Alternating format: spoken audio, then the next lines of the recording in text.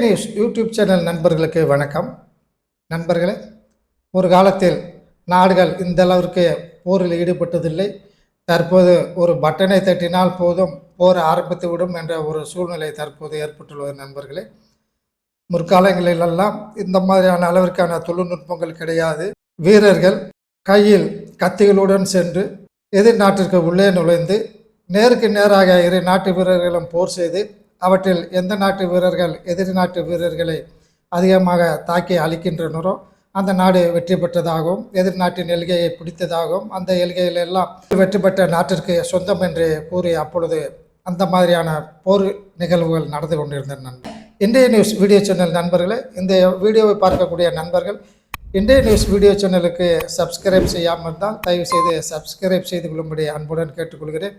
இந்த வீடியோ உங்களுக்கு பிடித்திருந்தால் இதில் வரக்கூடிய கருத்துக்கள் மீது உங்களுக்கு ஆர்வம் இருந்தால் தயவுசெய்து சப்ஸ்கிரைப் செய்வதோடு கீழே உள்ள லைக் பட்டனை அழுத்தி லைக் செய்திடும்படியும் அன்புடன் கேட்டுக்கொள்கிறேன்.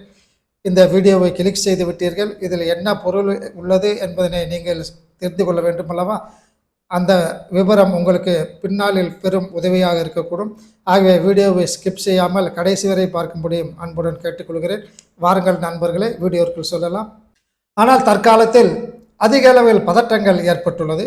எந்த நாடு எந்த நாட்டை தாக்குமோ என்ற அளவில் இருக்கின்றன. ஏனென்றால் ஒவ்வொரு நாடும் தன்னுடைய முன்னேற்றத்தை அதிகரிக்க வேண்டும், தன்னுடைய நாட்டின் வளர்ச்சியை கூட்ட வேண்டும் என்ற எண்ணத்தில் அதிக தொழில் வரிசையில் ஈடுபட வேண்டும் என்றும் அதிகமான பொருட்களை பிற நாடுகளுக்கு ஏற்றுமதி செய்து தன்னுடைய நாட்டின் பண வசதியை பெருக்க வேண்டும் என்ற எண்ணத்தில் நாடுகள் பல விதங்களில் போட்டி போட்டு வருகின்றன. நண்பர்களே, இந்த அளவில் பார்க்கும்போது தற்பொழுது நமது நாடும் நாம் அமைதியாக இருந்தாலும் நம்முடைய வேளாண்மை மற்ற இதர தொழில் வளர்ச்சி மற்றும் ஸ்பேஸ் வளர்ச்சி போன்றவற்றையெல்லாம் நாம் நம்முடைய சொந்த தொழில்நுட்பங்களுடன் நாம் செய்து முன்னேறலாம் என்று நாம் நம்முடைய வேலையை பார்த்து கொண்டிருக்கும்போது நமது வளர்ச்சியை பிடிக்காத சில நாடுகள் நமது வளர்ச்சியை தடுக்க வேண்டும் எண்ணத்தில் ஏராளமான எதிர் விளைவுகளை நமக்கு கொடுத்து கொண்டு இருக்கின்றன என்பது நமது இந்திய நியூஸ் சேனல் நண்பர்களுக்கு தெரியும்.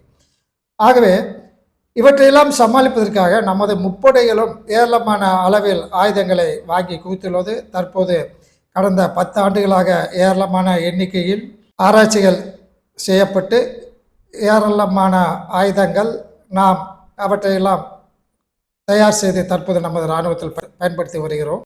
Short range missiles, medium range missile, long range missiles போன்ற ஆயுதங்களை எல்லாமே நாம் தயார் செய்து நம்ம நாட்டின் பாதுகாப்பிற்காக தற்போது நடந்த ஆபரேஷன் சிந்தூர் போரில் அவற்றையெல்லாம் நாம் பயன்படுத்தி வெற்றி கொண்டோம் என்பதனை நமது இந்திய நியூஸ் சேனல் நண்பர்கள் நன்கு அறிவீர்கள்.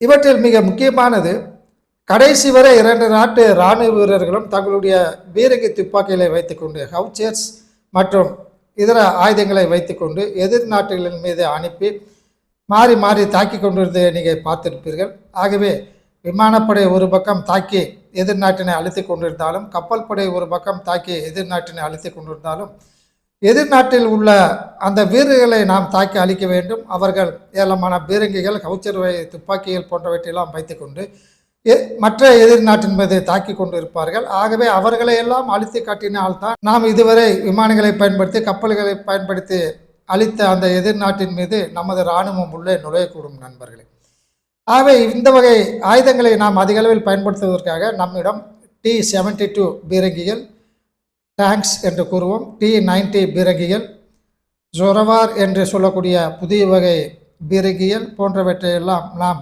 தயார் செய்து நமது தரைப்படை வீரர்களுக்கு நாம் ஆர்மிக்கு கொடுத்து அவர்களுக்கு எதிர் நாடுகள் மீது தாக்குதல் நடத்துவதற்கு வேண்டிய அனைத்து வகை ஏற்பாடுகளையும் நமது இந்திய அரசு செய்துள்ளது. நண்பர்கள், T-92, T-72, ஜோரவார் போன்ற டேங்குகள் எல்லாம் எதிர் நாடுகள் மீது உள்ளே நுழையும் போது அல்லது நமது மல்டிபேகரல் ராக்கெட் சிஸ்டத்தை வைத்து எதிர் நாடுகள் மீது சுமார் 120 கிலோமீட்டர் தொலைவில் உள்ள அந்த இராணுவ வீரர்களெல்லாம் விரட்டுவதற்கு நமது இந்தியன் ஆர்மி இராணுவமானது முயற்சி செய்யும் போது அவர்களுக்கு எதிராக அந்த நாட்டிலிருந்து எந்த விதமான ஆயுதங்களும் வந்து நமது இந்திய வீரர்களை தாக்கிவிடக்கூடாது என்பதற்காக புதிய வகை ஆயுதம் ஒன்றினை நமது DRDO நிறுவனம் தயாரித்து நமது ஆர்மிக்கு தற்போது வழங்க உள்ளது. நண்பர்களே, QRSAM என்று சொல்லக்கூடியது அந்த ஆயுதத்தின் பெயர், quick range surface to air missile என்பது தான் அந்த ஆயுதம் நண்பர்களே. இந்த ஆயுதம் நமது ஆர்மிக்கு வழங்குவதற்காக சுமார் 33,000 கோடி நிதியை நமது அரசு இராணுவத்திற்கு ஒதுக்கீடு செய்து அது சம்பந்தமான ஆயுதங்களை வாங்கிக் கொள்வதற்கு வேண்டிய அனுமதியையும் வழங்கிவிட்டது நண்பர்களே. ஆகவே நமது DRDO நிறுவனம் பெல் நிறுவனம் மூலம் தயாரிக்கக்கூடிய இந்த quick reaction surface to air missile என்று சொல்லக்கூடிய இந்த ஆயுதத்தை நமது இராணுவத்தை சேர்ந்த தரைப்படை வீரர்களுக்கு வழங்க உள்ளது. இந்த QRSAM என்று சொல்லக்கூடிய இந்த மிசைல் 8x8 என்று சொல்லக்கூடிய வீல்கள் உள்ள ட்ரக்கில் சுமார் 6 எண்கள் வீதம் ஒரு ட்ரக்கில் இந்த மிசைல்கள் பொருத்தப்பட்டிருக்கும் நண்பர்களே. இவை 30 கிலோமீட்டர் வரை சென்று தாக்கக்கூடியது. ஆகவே நமது டாங்கிகள் பீரங்கிகள் நமது இராணுவ வீரர்களை ஏற்றுக்கொண்டு எதிர் நாடுகளின் மீது தாக்குதல் நடத்துவதற்காக சென்று கொண்டிருக்கும்போது எதிர் நாடுகளின் விமானமோ அல்லது அவர்களது மிசைலோ அல்லது அவர்களது ட்ரோன்களோ அல்லது எதிர்நாட்டு வீரர்கள் அனுப்பக்கூடிய அவர்களது துப்பாக்கியிலிருந்து பீரங்கிலிருந்து வரக்கூடிய அல்லது மேன்பேர்ட் மிசைலிலிருந்து வரக்கூடிய எந்த விதமான ஆயுதமும் நமது டாங்கிகளையோ நமது வீரர்களையோ தாக்கி அழித்து விடக்கூடாது அல்லவா? ஆக நமது வீரர்களையும் நமது டாங்கிகளையும் காப்பாற்றுவதற்காக இந்த வகையான QRSAM என்று சொல்லக்கூடிய மிசைல்கள் ஏவுகணைகள் பயன்படுத்தப்பட உள்ளன. நமது டேங்கிகள் உள்ளே எதிர்நாட்டின் மீது சென்று கொண்டிருக்கும் போது இந்த QRSAM மிசைலில் பொருத்தப்பட்ட இந்த ட்ரக்குகளும் நமது டாங்கிகளுடன் உள்ளே சென்று கொண்டிருக்கும். இவற்றில் ரேடார்கள் மற்றும் சென்சார்கள் ஆகியன பொருத்தப்பட்டுள்ளன நண்பர்களே. இவை எதிரில் இருக்கக்கூடிய 30 கிலோமீட்டர் வரை இருக்கக்கூடிய எதிரிகளின் ஆயுதங்கள், எதிரிகள் அனுப்பக்கூடிய ட்ரோன்கள், தாக்குதல் நடத்தக்கூடிய விமானங்கள், ஹெலிகாப்டர்கள் போன்றவற்றையெல்லாம் இந்த மாதிரியான இலக்குகள் இருக்கின்றன தென்படுகின்றன என்பதனை முதலிலேயே அந்த QRSAM பொருத்தப்பட்டுள்ள இந்த ட்ரக்கானது உடனடியாக கண்டுபிடித்து நமது இராணுவ வீரர்களின் டாங்கிகளுக்கு இராணுவ வீரர்களுக்கு எந்த விதமான பிரச்சனையும் ஏற்படாத வண்ணம் இராணுவ வீரர்களை டாங்கிகளை தாக்காத வண்ணம் இந்த மிசைலானது உடனடியாக பறந்து சென்று எதிரில் வரக்கூடிய நமது இராணுவ வீரர்களை தாக்கு வரக்கூடிய அந்த ஆயுதங்களை அழித்துவிடும் நண்பர்களே. அது மட்டும் இல்லாமல் இந்த டாங்கிகளை அழித்து விடலாம். QRSAM என்ற ஏவுகணைகளை பொருத்தப்பட்டுள்ள இந்த ட்ரக் வாகனங்களை அழித்து விடலாம் என்று ஏதாவது மிசைலை ஜாம் செய்யக்கூடிய வகையில் ஏதாவது ஆயுதங்கள் வந்தாலோ அல்லது ஒளிக்கதிர்கள் வந்தாலோ அவற்றையெல்லாம் ஜாம் செய்யக்கூடிய அளவிற்கான வசதிகள் இந்த ட்ரக் வண்டியில் பொருத்தப்பட்டுள்ளன நண்பர்கள். ஆக நமது இராணுவ வீரர்கள் நமது டாங்கிகளுடன் மிக தைரியமாக எதிர்நாட்டின் மீது மிக வேகமாக செல்ல முடியும். மிக வேகமாக இயக்கக்கூடிய இந்த ட்ரக்கானது நமது நாட்டின் இராணுவ வீரர்களின் டாங்கிகளுக்கு முன்பாக சென்று கொண்டு என்னென்ன தடைகள் இருக்கின்றன என்பவற்றையெல்லாம் கண்டுபிடித்து அவற்றை அழுத்தி கொண்டு சென்று கொண்டே இருக்கும். பின்னால் நம்முடைய டாங்கிகளை நமது இராணுவ வீரர்கள் டாங்கில் உள்ள ஆயுதங்களை வெடிகுண்டுகளை எதிர்நாடுகள் மீது அனுப்பி கொண்டு இவர்களும் முன்னேறி கொண்டு எதிர்நாடுகளை நாம் கைப்பற்றக்கூடிய ஒரு சூழ்நிலை ஏற்படும் நண்பர்களே. இந்த மாதிரியான ஆயுதங்கள் வேண்டும் என்று நமது இராணுவம் கேட்டதற்கெனங்க உடனடியாக நம்முடைய DRDO நிறுவனம் இந்த ஆயுதங்களை கண்டுபிடித்து நமது இராணுவத்திற்கு வழங்குவதற்காக நிதி ஒதுக்கீடும் அதற்கான ஆணையையும் நமது அரசு பிறப்பித்துள்ளது நண்பர்களே.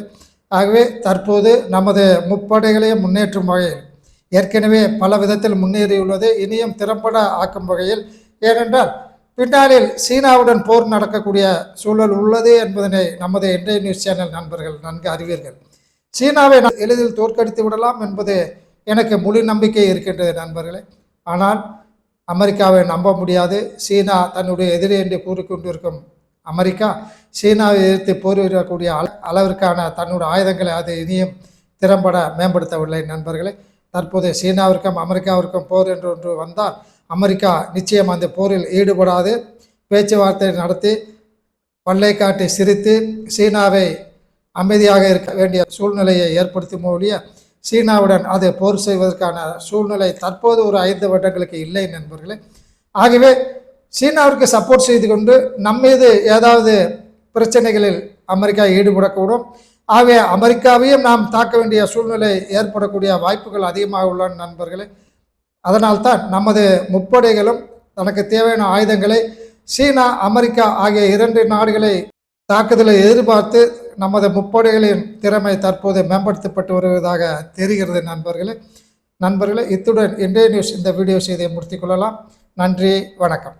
இதுபோன்ற இராணுவத்தின் வளர்ச்சி, நாட்டின் வளர்ச்சி, பொருளாதார வளர்ச்சி போன்ற செய்திகளை உடனுக்குடன் தெரிந்து கொள்ள இன்றைய நியூஸ் சேனலுக்கு சப்ஸ்கிரைப் செய்து கொள்ளவும்.